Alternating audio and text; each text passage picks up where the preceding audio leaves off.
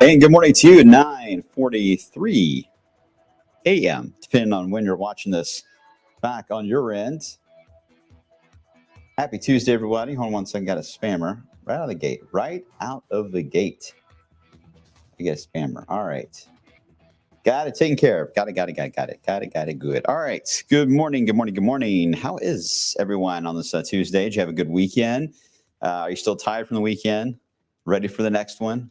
It's a time of the year where you don't get a whole lot of sleep, right? It's nonstop events, festivals, friends calling you they haven't heard from in about 10 years.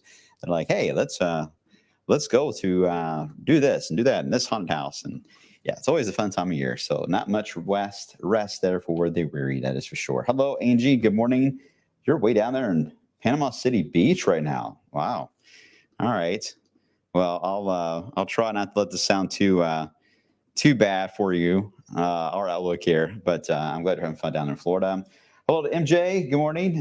Thanks for the comment. Appreciate that. And let's see. Good morning from Linda, Michelle. Hope all is well. All right. It's getting chilly when you're able to see your own breath outside. That's especially when you're a kid at the bus stop. That's how you knew it was going to get cold. Everyone would do the competition of the breath. But anyway, the things we did before smartphones, phones. I'll get it right.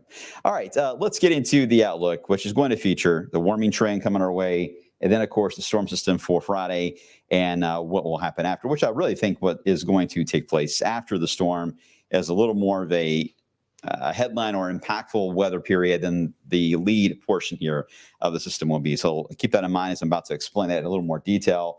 And then, yes, I always will try to give you some nuggets for the longer term, and I will do just that for today. But let's get started. We'll begin with a beautiful view of at Huber's Orchard and Winery.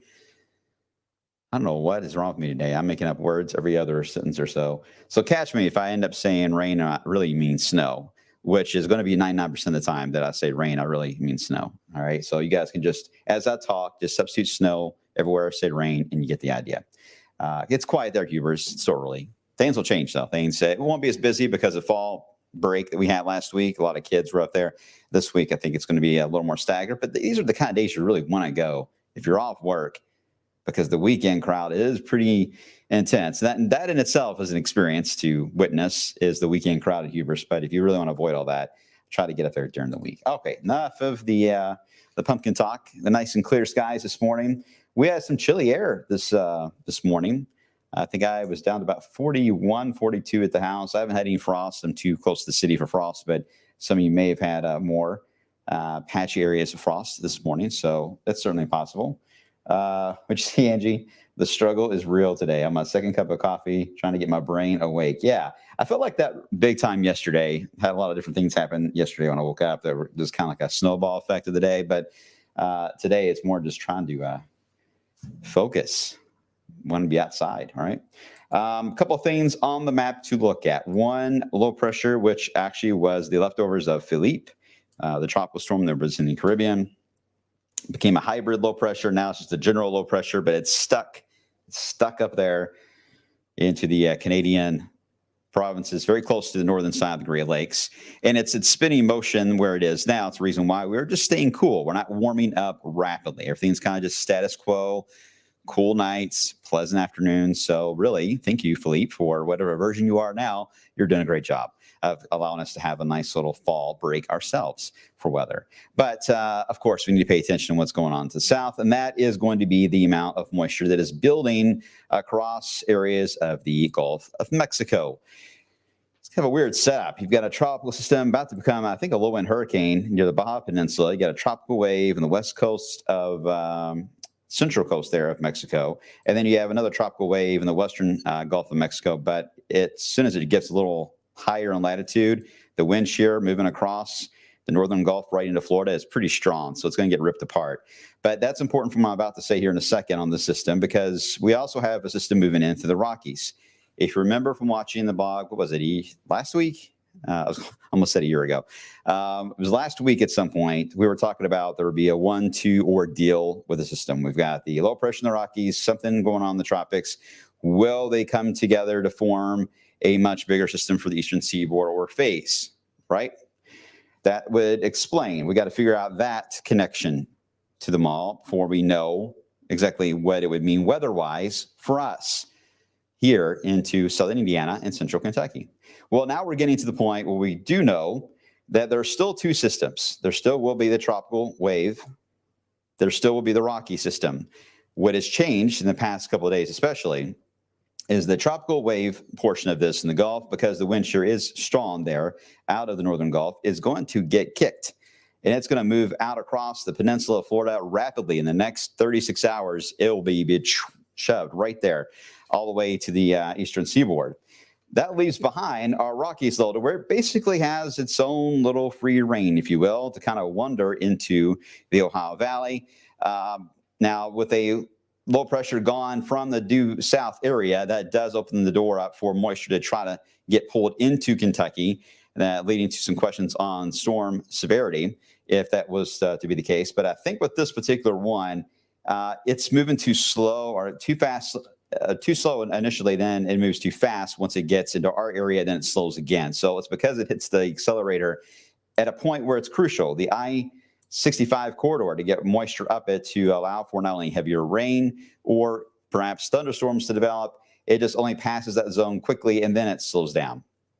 So because of that idea, we don't really have a ton of moisture here from the Gulf that will be able to get pulled in. So that really makes the severe risk that is on the table just a little more questionable. We don't know for sure if that would even play out. We need to be a little closer and get the finer details on the speed of all this to know for sure if that's even still on the table or not. But we do know that this the southern wave, the tropical one, is going to move a lot faster and get out of the way before the one in the Rockies moves through. Why doesn't it go due east? Well, remember, we still have the leftovers of Philippe that will still remain, by the way, into Canada. So that low pressure that's going to be in the Rockies, it has no choice but to head more southeast through our area, not cutting due east. So that also complicates timing just a bit more. So those are the pieces, the players on the field that we are looking at and what's changed from last week. So how does this all come into play? Well, a couple phases with it. First off, today's quiet, no influence really other than the fact that we got cool weather still coming in from the leftovers of Philippe today. Still have that effect. That's true. But tomorrow's a little different. Tomorrow we actually are going to get a warm front that is going to move in across areas of West Kentucky into Tennessee. This warm front, as it works its way in, you can see the markings of it. This is from the Rockies low pressure. It's draped right there as we head into a Wednesday morning.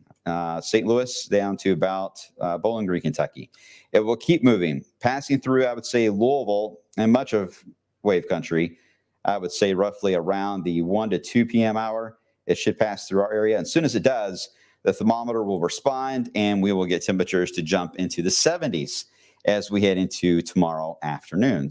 Not much in the way of rain with it. You saw some green there showing up, but the front will come in at an angle. And then as it passes through Kentucky, it will actually become more horizontal and lift north. So it's only just a little wave, if you will, a very slow slap across Kentucky of getting some moisture. And unless you're ahead of it, you're not going to get much in the way of rain. So rain chances is not too great, but warm air, you betcha. 70s on Wednesday, 70s or 80s now. It looks like on Thursday. I think 80s even on Friday as well. So the warmer flow of air will begin to kick in. Once the system rolls out, you can see right here. This is a good example. This is going to be the Euro model. This is Thursday afternoon. Here's that tropical wave. I mean, gone. Boom. Cross Florida already. It's out of here. Meanwhile, here's our rocky system. It's like, hey, wait a minute. I'll get there, but you left me. So it's going to try to work its sweet time to the east, and it will do so, but it doesn't have a full connect all the way down to the Gulf here on showers and storms. It's really just a very small. We used to talk about these look like the on the keyboard, on your keyboard of looks like a comma on the keyboard. This is very similar, except it doesn't have a very long tail to it. Almost a question mark, right? But that little tail portion, that's where you can get some rain and thunderstorms. But the timing of this looks to be really late Friday night, and therefore your instability, your fuel, it gets cut down. There's a lot of wind shear. We got that. The wind part of this is not an issue, but we do not have the fuel that is showing up and the amount of heating. So you can still get some gusty winds out of this, even during the overnight. But as far as a severe weather event or an outbreak, it is highly unlikely until we see a sign that this is going to be slowing down and passing through during the heating of the day. That would change things up. But right now, it looks like it's moving through in the middle of the night, Friday night, early Saturday. So therefore, the severe threat for now is going to be very low, if not almost off the table. And not really say all the way just yet. We need to see if the speed does connect at all. If it slows down, that could still happen. But when it moves on by, again, it's moving southeast, the spin of it here, instead of due east. So it'll kind of just drift. It gets a bit of a tail, if you will, into the Ohio Valley, and it's just cold air pours down into our backyards. And these will be, well, if it was colder, these would be lake effect snow showers. But the lakes are still warm. It's just not cold enough for it to be snow. So, but it's a very much a lake enhanced type setup. We're going to get showers coming in from Lake, some cases Lake Ontario, but most of it's Lake Michigan. The showers will be just spreading out over Kentucky, especially on Sunday. Saturday is kind of the transition day to get us into this setup from the warmer side into the colder side. And then Sunday, we're full on north wind, areas of light rain outside, breezy as well. Sunday is looking like a good pot of chili, stay in bed, watch movies all day. That's the way Sunday is looking here, guys. Once it moves out of the way, we will then stay in a cool pattern for a while. Another wave tries to move in toward the end portion of the following week. Just don't know yet how this is going to be organized as it rolls on out. So I won't go too deep in the details on that. Now, here's the problem with the one on Saturday moving in. Of course, you guys know we have the annular eclipse happening with the sun on Saturday, and that's basically where the sun fits, the shadow from the sun fits into the shadow of the moon fits perfectly into the sun, but only as a round ring around it. Doesn't completely cover it 100%. So this is different than a total solar eclipse. Majority of that will be at west. All right, so our storm system is going to be over here the whole time on Saturday, so they're looking to be in good shape. So the folks that are in totality for this one, or at least the max potential, will be in a good spot. Here into Wave Country, we will be in a spot where you can see the sun begin to get some chunks taken away from it. Roughly about, I would say, 50% of the sun will begin to disappear on Saturday. But the problem, and again, the timing on, if you're wondering, is about 1:04 p.m. The problem with that, and you're looking at the left box is what it would look like, is that cloud cover may form and block this. If we were to go sunny on Saturday, just take a piece of cardboard, poke some pinholes in it, shine it onto the ground, and you should see the little eclipses on the ground if you don't have any type of viewing glasses, but do not look at the sun. Of course, we have the next big total solar eclipse where the shadow is completely covered up the sun. That is April 8th. That will be seen within Wave Country. That is what we're getting ready for us in spring. But this is just a little teaser. This is a West Coast issue, but we're close enough to where we have a little bit of a show. But again, I'm worried the clouds will be a bit of a problem there. Again, don't look directly at the sun on that one. All right. We have to always say that. All right, the severe risk, real quick on these maps. This is from the analogs for Friday into Saturday. You see it's a very low end potential. This is from the CSU learning module on severe weather. Has it generally in Ohio Valley. Notice it doesn't connect all the way down because it still sees the idea of two separate systems here in any kind of severe weather because there may not be enough moisture to connect the two. So that's always a sign that there's a problem with the system when you see them split like that.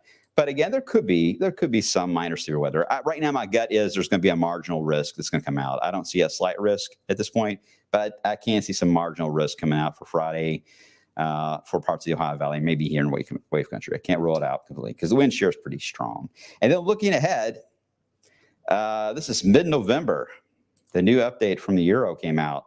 It's showing yet another blast of chilly air for mid-November. Even the first few ensembles trying to at least mention that there could be maybe a little bit of snow at that point, mid-November. The ensembles start to light up right at that point. Yeah, I'll just leave that there for now. I'll come back to it. Here's the 10-day as it stands now. 80s for a couple days. There's your wave of thunderstorms. Again, remember on Friday, warm and windy all day. It's only about a 1 hour. I'm just going to say 1 hour. 1 hour window Friday night. We don't know if it's going to be 10 p.m. or it's going to be Saturday 4 a.m. But 1 hour Friday night, a wave of rain, some thunder will zip by, and it's done with that portion. The rest of the green bars you see for the weekend is the backlash of the system where we get moisture from the Great Lakes. That's your showery setup, chilly air, breezy. In fact, it will be windy outside for the weekend. And you can see we just don't really pull out of that rapidly, and not as much as what we've had this week taking place. So a very cool autumn feel once we get past the 80s here on Friday. So there you go. That was a lot today. Everyone good? Everyone good? Everyone put a heart face in your emojis if you're good. Put a heart. Make sure everyone's happy. Metro, I'm ready for the time change. Time change will be 1 week after Halloween. It'll be the first Saturday night, Sunday in November. It will be here before you know it. Let's see. Good morning. Good morning. Would you say, Graham, you're camping in Otter Creek until Sunday? Yeah, that's not bad. You get warm weather to enjoy, and then to get a little bit of the damp, cool weather at the second half of the camping. But you kind of get all the extremes there. It's a lot of gear to pack, right? A lot of gear to pack to prepare for that. All right, everyone looks good. All right, you guys are awesome. Appreciate you watching. Let's let this sit in the oven for a while and see how this plays out on the severe risk, and we'll check back in each day this week and see how Friday the 13th evolves. And then, of course, a little more in the longer term. As well as whenever we get some new data that rolls in. All right, guys, I'll see you on midday coming up at 11 a.m.